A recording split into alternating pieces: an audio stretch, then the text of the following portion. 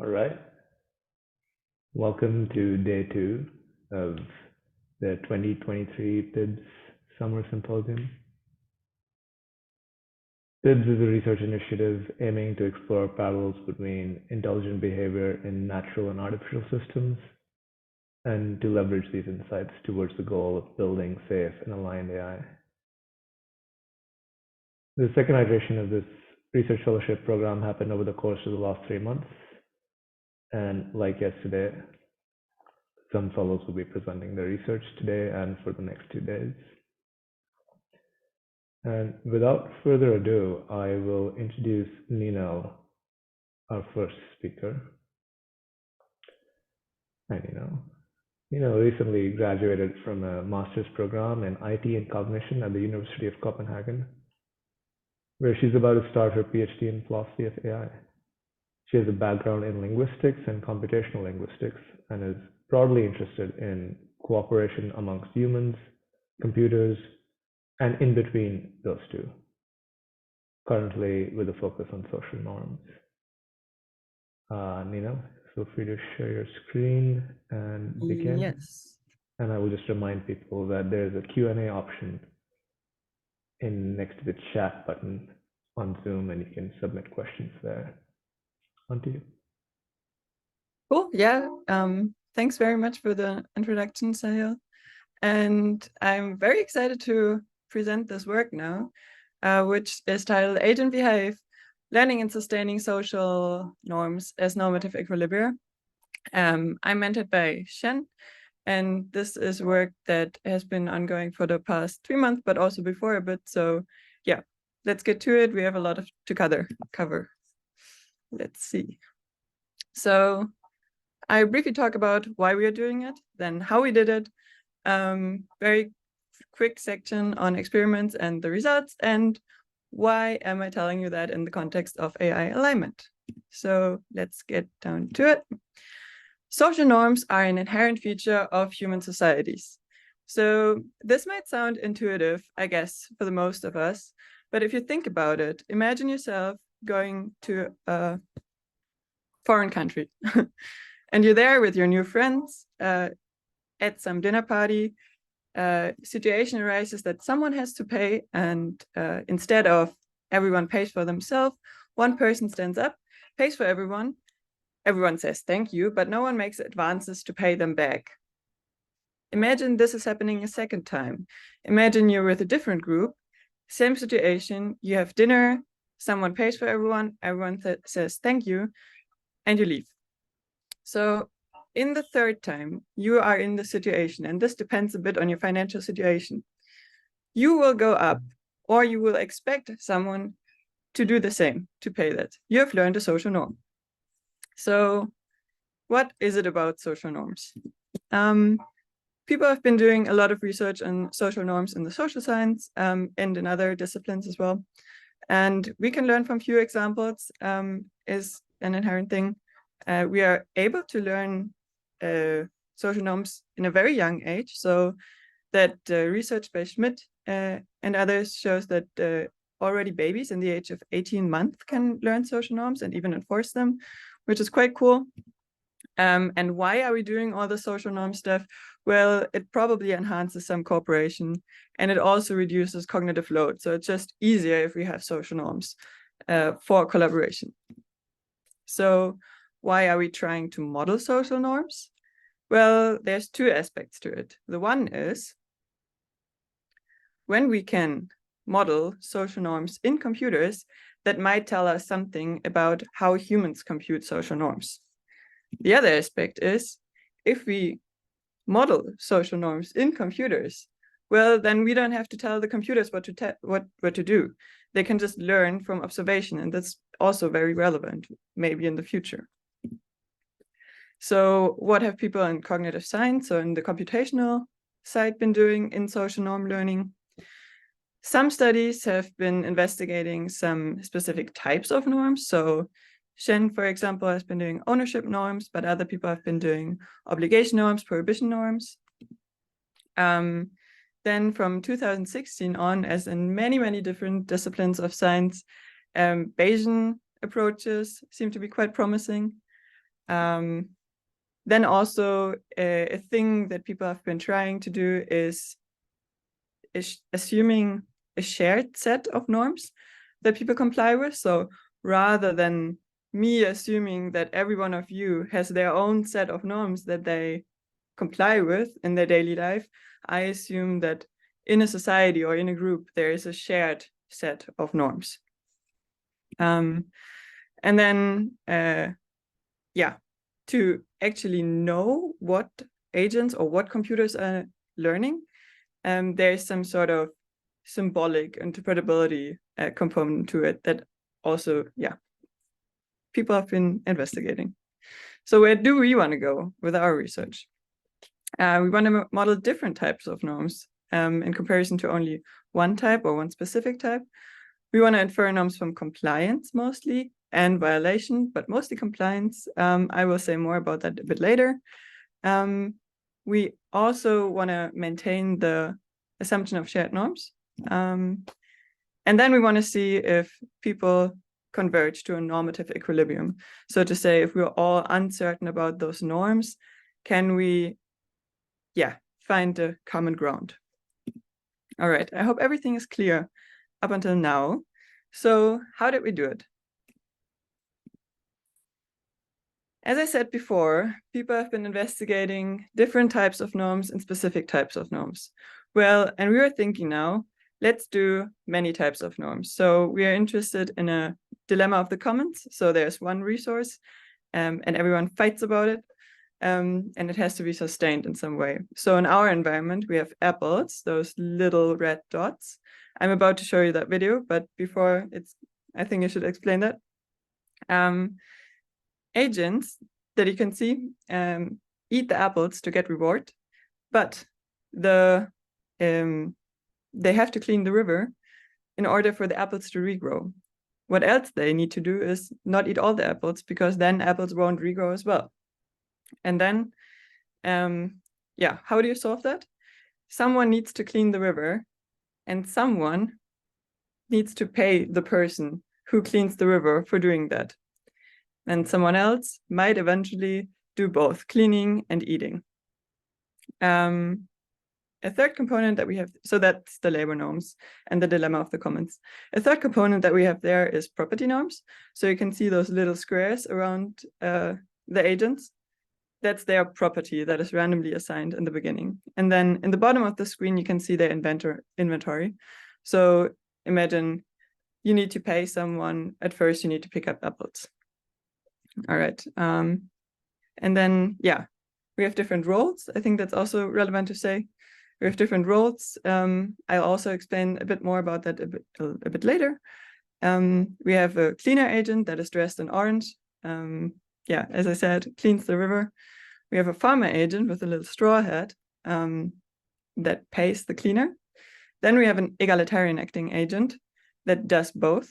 As I said before, stemming from the idea that there are some tasks in the real world that you just don't split. So I cook a recipe and I will probably do everything by myself and not split up and get paid for. And then there is this colorful square with a colorful agent. That's the learning agent. And that's the one we care about all of them, but we care mostly about the learning agent because that's the one who is there to learn the norms from observing the other's behavior. So I'll show you the video now. And there's a lot of stuff happening, but you can look at the learning agent, how it is uncertain how to behave at first. It's not really sure if it can pick up an apple, but after some time of observation, it will learn how to behave in this environment, and it will go down and eat some apples and then maybe go to the other orchard and eat some apples there. And then it eventually learns that it also has some chores to do, that it also needs to clean the river in order to be an accepted member of the society. And so it goes up and cleans the river. So you get the idea.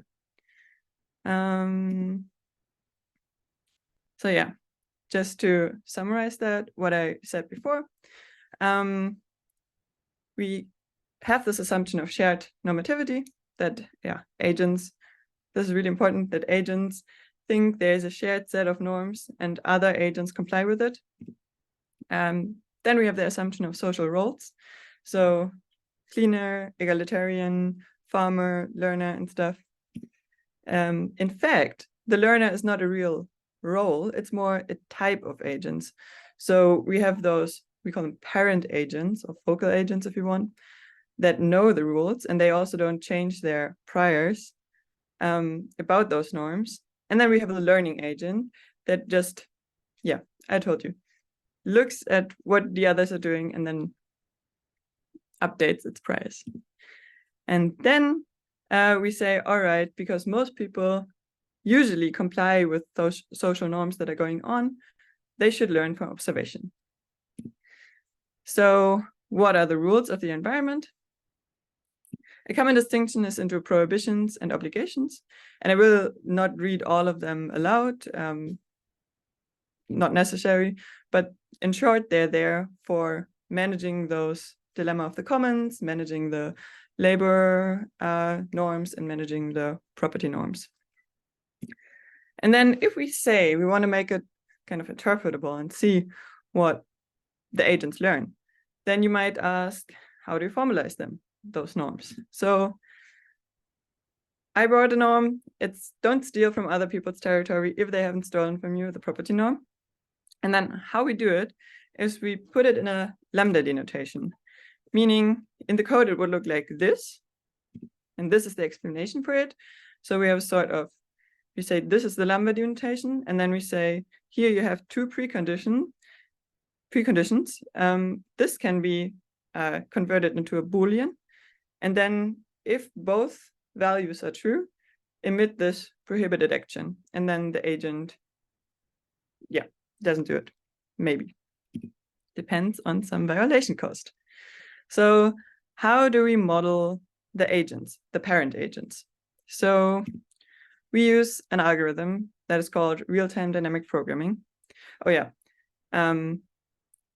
Shen came up with the title norm compliant reward maximizers, and I was thinking this is actually quite nice, but we have to drizzle down on the words there. So modeling them, meaning we use real-time dynamic programming. This is an algorithm that is similar to reinforcement learning, but it's way more interpretable, forward interpretable. But we compute policies, we plan ahead. So for every neighboring state, from the state where I'm at right now, I look at what is the, like I have a heuristic of what reward I can get.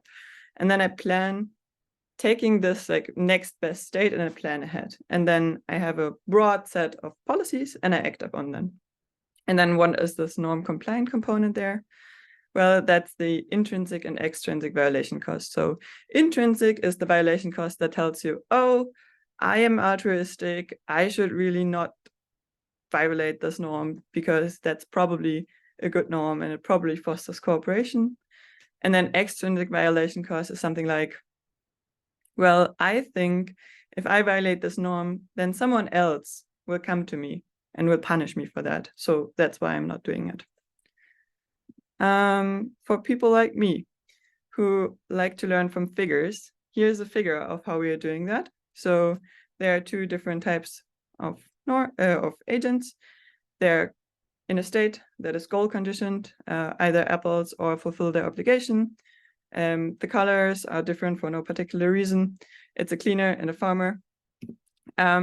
They compute the probably best action, but before doing that, they look at what rules they currently think are true. So here it would be 1 and the last one, because they just have a really high prior. And then from there on, they compute their next action. And here are some quick videos about how that would look in real life in a single agent case. So we have a cleaner agent here. Yeah, you see it picks apples, goes clean the river, picks apples, goes clean the river. You get the idea. Then we have a farmer agent that picks apples and then goes up to pay the cleaner with this pinkish pay beam. We call it like that. Picks up apples, eats some of them, yeah, itself, and then pays the cleaner. And then the egalitarian agent on the right side is basically doing the same as the cleaner agent, but it's different in multi-agent scenarios because then it has a higher threshold of, oh, the dirty is only a little bit, the river is only a little bit dirty, then I don't have to clean it. The cleaner is very, how do you say, thorough with cleaning. All right, so that's about the parent agents. What about the learning agent?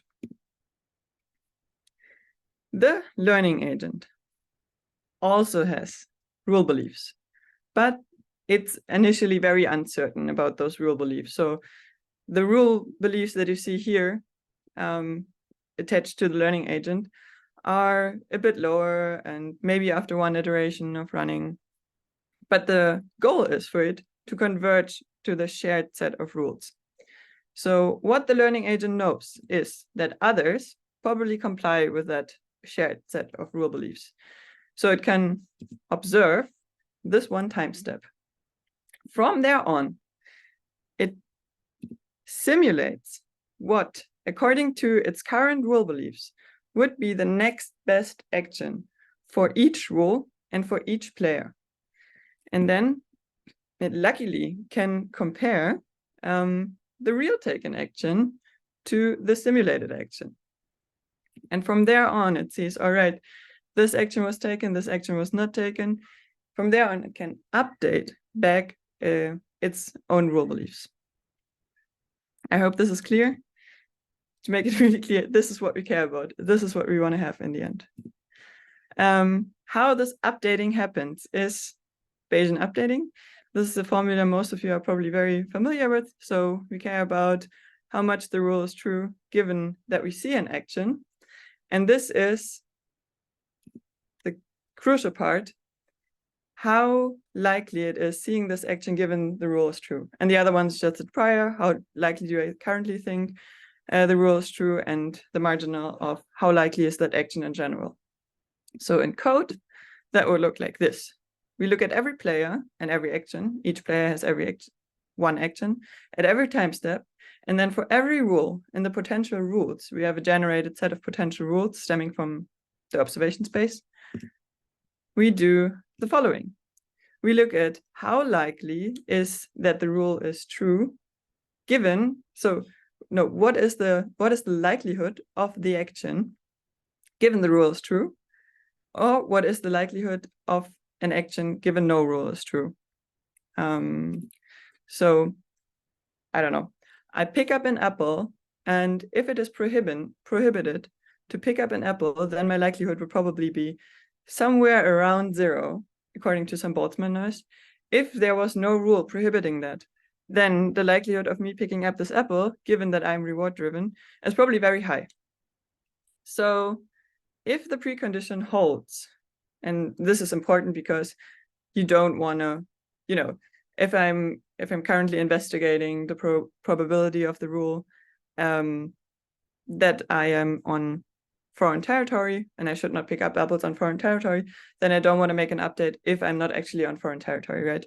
So if the precondition holds, then I compute the likelihood again to some, Bayesian updating, and otherwise I just, return the probability for that no rule is active. So I don't really change my prior. Well, how will I act when I have learned the rule? Then easy, I just comply with it whenever I believe it's 95% true. All right. I will quickly check the time. All right. So let's get down to the experiments, and this is going to be quick.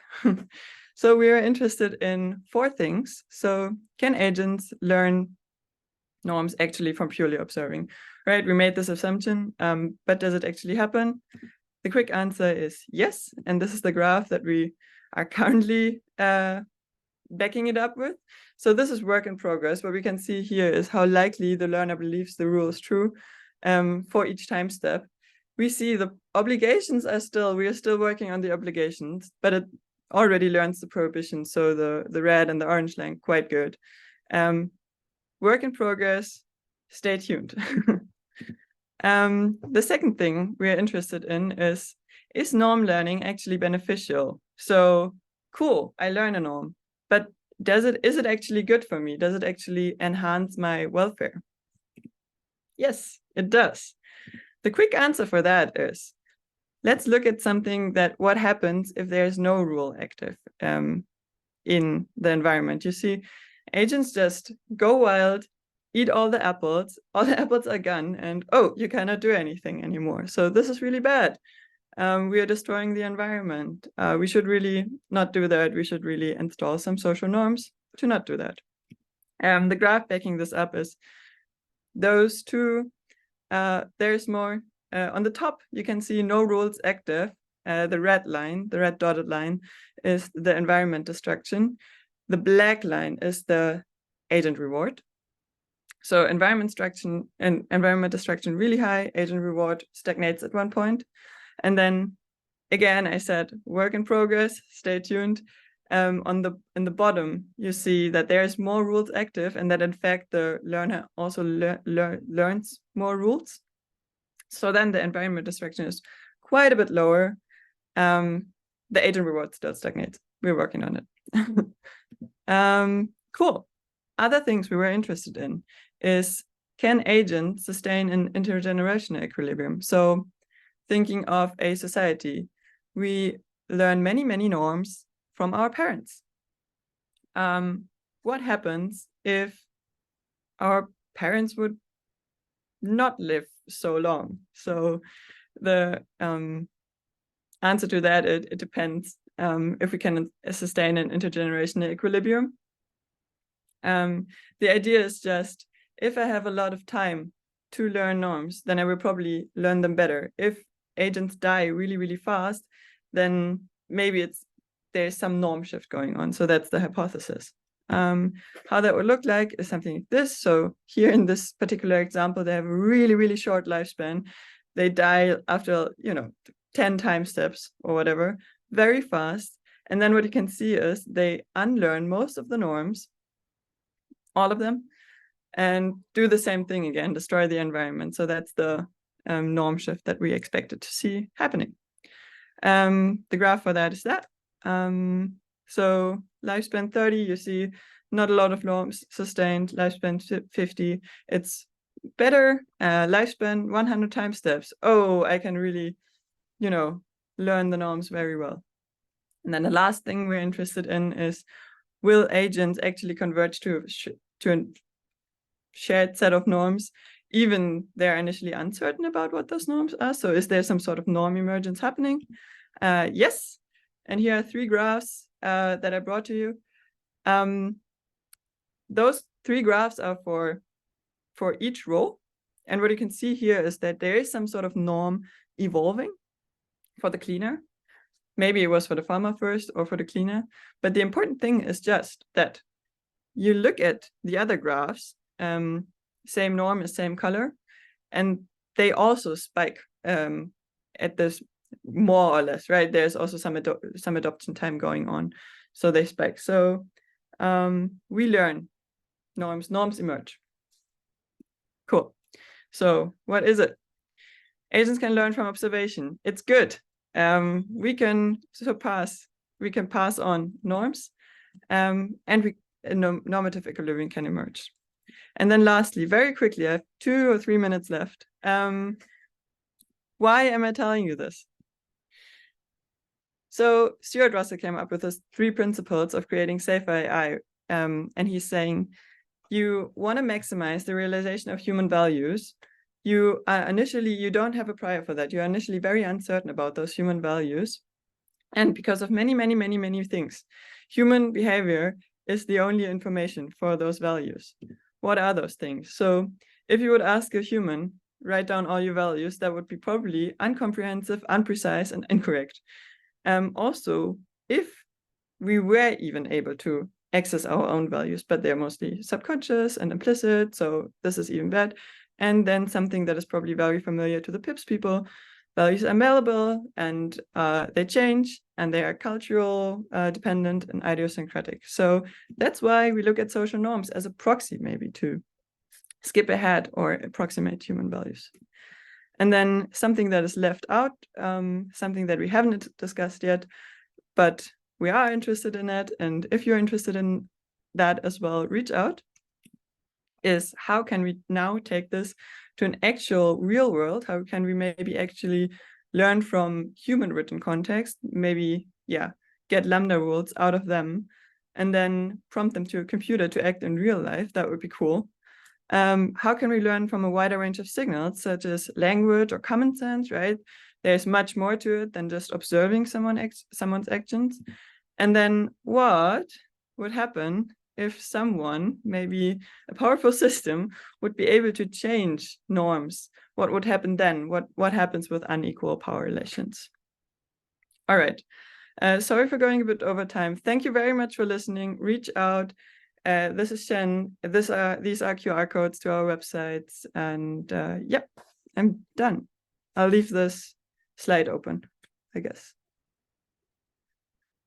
Wonderful. Thank you, Ninell. So we have questions.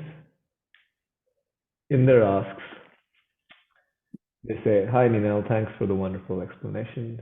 I have a basic question. What is the relationship between rules, policies, and plans?" Rules, policies, and plans. Yeah, great question. Not basic at all. I have to think about it all the time. So we have rules that sort of tell you how much violation cost you would suffer if you would violate that rule. And then while computing my policies, I incorporate that violation cost already. So another way that you could do it is you plan ahead, and then you have a plan with policies that tells you always the best action. And then from there on, you deduct the violation cost. But we actually, we decided to just incorporate it into our plan because that's how we think maybe humans would do it.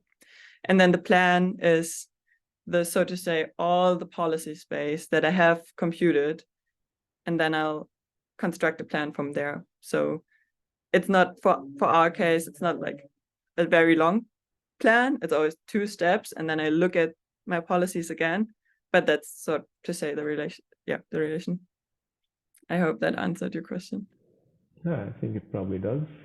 We have 2 more technical questions that I see. I think we have the time for you to answer them.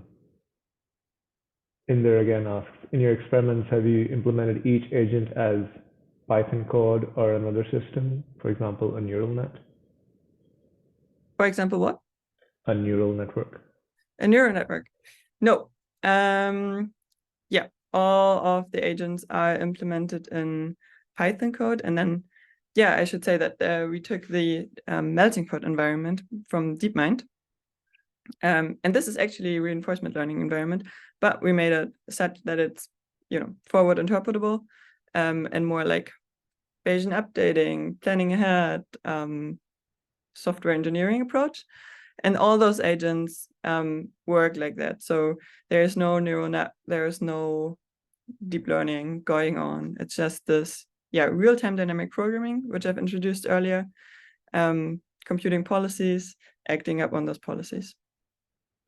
Yeah, I think you might have time for also another question that Nicole asks, which is, your 4th experiment talks about norm emergence. However, I thought that the agents have explicit beliefs for all possible rules. So I was wondering if you could clarify, how could a new norm or rule emerge since it was not explicitly modeled? Yeah, great question. So yeah, this is great because I haven't had the time to go into that. So they have parent agents do have explicit priors over norms. But whenever it comes to those norm emergent experiments, we model everyone as learning agents. So they're all uncertain about all the norms, and they all update. They all do this like updating thing that I've introduced all the time at every time step about every other agent. And then I also said in the beginning that they observe the action of the others, and then from there on, they infer what norm might be true. So you might ask now, if all of them don't believe in any rule to be true in the beginning, how can a norm emerge from there? And this is correct. Good question. And you do sampling. So in the beginning, I said you do thresholding, something like if I believe the rule to be true for 95%, then I just comply with it. But in that experiment, we do Thompson sampling. So if you believe in a rule to be true for 5%, then I follow it in 5% of the time. And then, so that's how you sometimes follow norms. And then other people see that you follow that norm and think, all right, that's probably their norm. And if we are all under one, shared set of norms, then I might follow that as well, or I update my beliefs. Yeah, thanks for clarifying that. And thank you, Ninell, and everyone who's been tuning in for joining us.